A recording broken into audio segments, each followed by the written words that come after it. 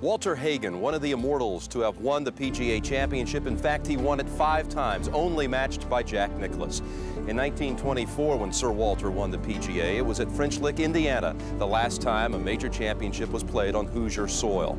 Now, the greatest golfers in the world have come to Crooked Stick, just due north of Indianapolis, for the last leg of the 1991 Grand Slam.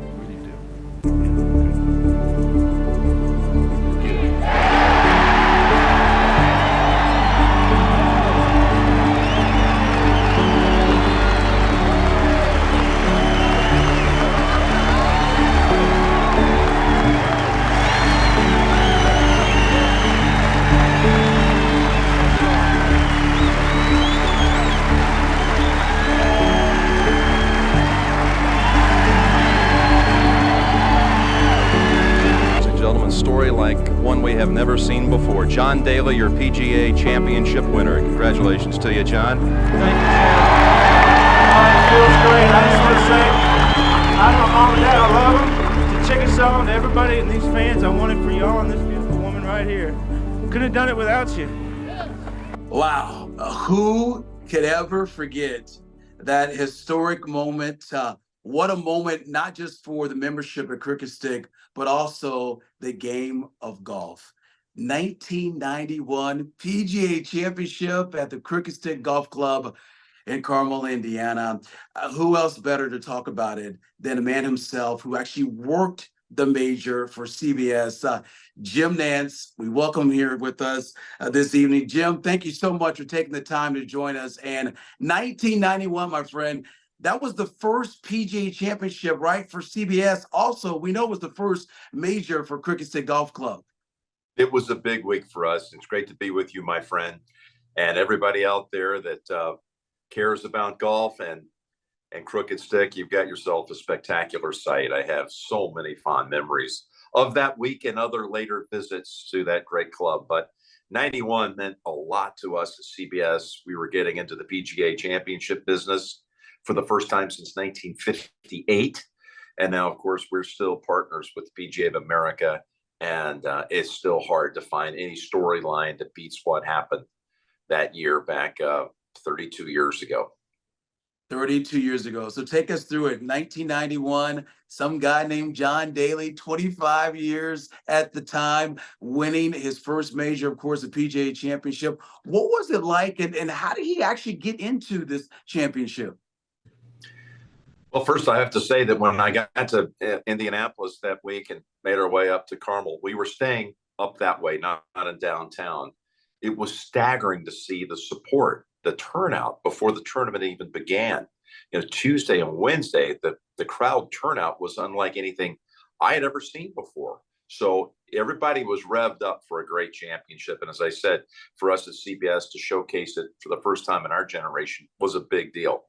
And now all of a sudden on Wednesday night, this one kind of under the radar event happened. Nick Price pulled out of the tournament.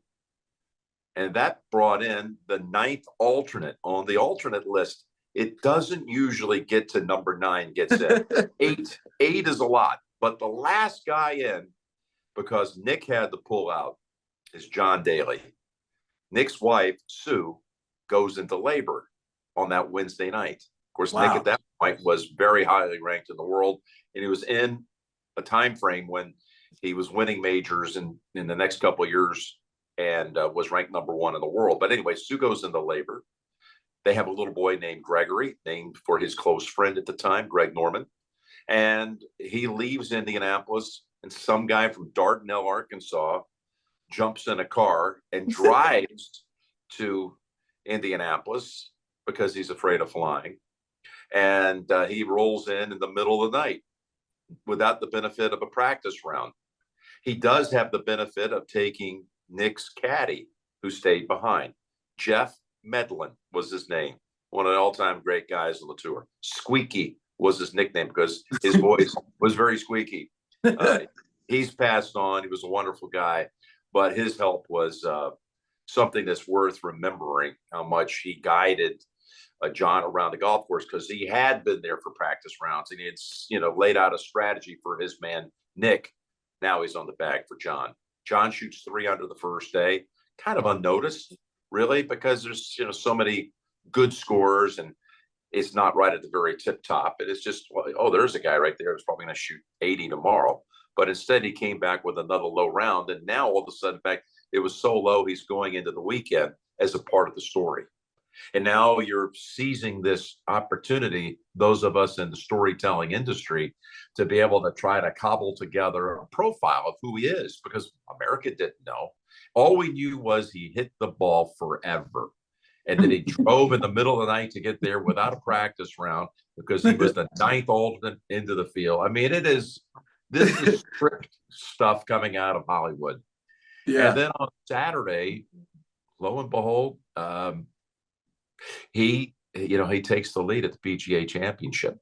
There was an incident, interestingly, on the 11th green, that third round. Squeaky was lining up a putt for him, and he had the flagstick in his hand, like it was a javelin. Yeah. And he pointed where he thought the putt should be aimed, but he didn't touch the putting surface. If he had, that would have been a rules violation. So when it was a big controversy at the time, phone calls were coming in. You know how viewers used to call in and try to be the golf rules police at home. So when John finished this amazing round, undaunted by the weight of the occasion, we had to stay on the air as John was brought in the golf cart to our CBS compound and into our videotape truck to look at what they had seen back at 11. Ultimately, they did the right thing. They did not penalize him, but it was a scare. Now, during the course of the week, AC, I've been trying to develop a friendship with John, and he's been gracious with his time about his story. I mean, I had it all. I had everything that you couldn't find, in a media guide, let's say, even though he wasn't of a stature to even be in a media guide. But I had devoted a lot of time. And on Saturday night, the Colts were playing their preseason opener against the Seahawks. John had told me that he was a place kicker back in Dardanelle, Arkansas, on his high school football team. He was a straight-on kicker, not a sidewinder. Somehow, I maybe dispensed with that story on Friday. I'm sure it was in the local papers, and somewhere along the line, someone invited him from the Colts organization to come to the old Hoosier Dome. I think it was between the quarter change between the first and second quarters. They trotted John out onto the field, the PA, they announced that this was our leader here at Crooked Stick.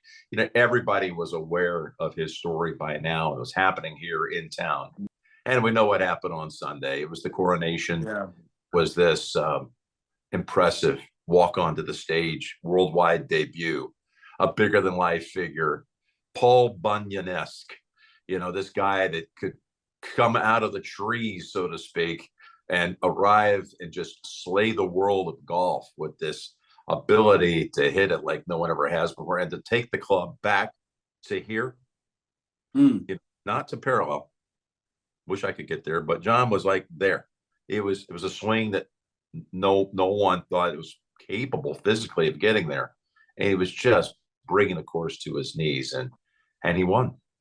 Yeah. Jim, when you look back at the videos online and just that moment in 1991, I think of just the crowd, the scene. You look at the 18th hole, around the water, all those fans there. Take us through it. What was that like at that time? It was hard to get around because so many people turned out for the event. I at that point had been with CBS since 1985, so I had covered a lot of golf tournaments, but I had never been introduced to anything like that, an outpouring like that. It was a community that was obviously embracing this chance to have the world's best there in front of them. We had on Thursday a tragedy happen. A thunderstorm rolled in, and I had just been in that area before. It was kind of close to our compound, but a father of two was struck by lightning on Thursday, and he was killed. And there's another story, though, that touched everybody's lives. And it came full circle when on Sunday, when John won, I was on the 18th green to present him, to be there when they presented him with the Wanamaker trophy and to conduct that interview. His first prize check was $230,000. By today's pro golf standards, it sounds like an appearance fee, but that was what you got. And the first thing he did was he thanked everybody in the Indianapolis area for the love and support. And here was a guy that hadn't made it financially at all. $230,000 was life-changing for him. He said, the first thing I'm doing is I'm taking $30,000 off the top and I'm starting a college scholarship fund for those two little girls who lost their daddy on Thursday. Now, that was above and beyond. It was such a beautiful gesture. No one saw it coming. And, he described it right there on the spot when I was asking him about the meaning of this victory. It's the first thing he wanted to note. Those girls, I know there've been a lot of stories in a local paper there by now. Of course, they're in their 40s. They did go to college thanks to a scholarship fund that John started. They both were exceptional students, high achievers, and John made a difference that day. And they'd be the first to tell you that they never forgot the gift. Wow, what a story there. A couple more questions about the 1991 PGA Championship at Cricket Stick. One scene that I love is him walking down the fairway of 18, and he's like waving his hand here. Yeah. What was that like? How cool was that? Well, I was hosting the tournament, but the anchor was Pat Summerall, sitting at 18 with my future partner in Ken Venturi, and that over that shot, Pat, who was a minimalist, he had a very simple line. The way he would intone that baritone voice, he said, "Listen to the roar." That's what he said over all that. And I mean, it just built. It was like the perfect little tiny narrative. No, it was goosebump time for sure. And, the course looked so daunting on the air. The water in play and made it look like it was impossible to shoot a low score there. But John was driving it past a lot of the trouble. And, the story started big and it just got bigger. It kept building. But in 1997, I was back in one of my favorite cities on the planet. You know how I feel about Indianapolis. And I was there for a Final Four. And on the Sunday, between the semifinal games and the Monday night championship, I have some free time, and I like to clear my head a little bit.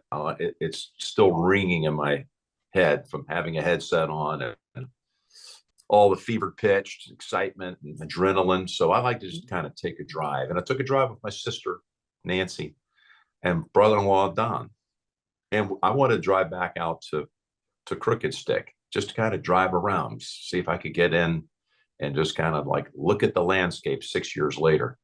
We pulled into Crooked Stick and it was kind of an overcast, chilly, early April day. There was no golf, but I parked the car and I went into the shop. I think Jim was still the pro there. And I just, want to make sure that they knew I was on the grounds and I wasn't up to any mischief. And I walked over to look at one, and I walked to look behind the 18th to look down that fairway where I kind of figuratively could still hear the roar. Mm-hmm. And it dawned on me that John was in rehab at this time in his long battle with alcoholism. And I felt an emptiness in my heart that I was here. I saw him become an overnight superstar, and he is somewhere sheltered trying to get his life back in order. So I went into the shop a second time and I asked them if they had any stationery with letterhead from the club, and they did. And I sat in the pro's office and I hand wrote a letter to John. I wanted it to be authentic, so I wrote it at Crooked Stick, in the pro shop, in the office of the head professional. And I wrote a letter to dear John about what this place meant to me, what he meant to the game of golf, what he meant to his friends, and how all of us admire his efforts to try to get his life back. And that I hope from this time, this place, 6 years later, that you feel somehow channeled the warm, wonderful glow of embrace and support and love that you felt here. That's out there waiting for you in the world when one day you leave. I believe it's at Betty Ford, when you get back out into the world. So I sealed it, put it in an envelope. I didn't have his address on me, but I mailed it like a day or two later, and I sent it to John. But I wanted to write it on the spot there at Crickett's.